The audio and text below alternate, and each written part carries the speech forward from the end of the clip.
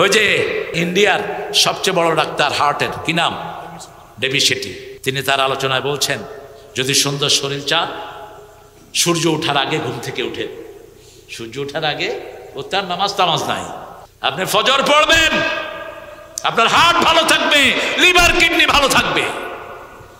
রাসূল ফজর পড়তেন, ফজরের পরে পানি খেতেন।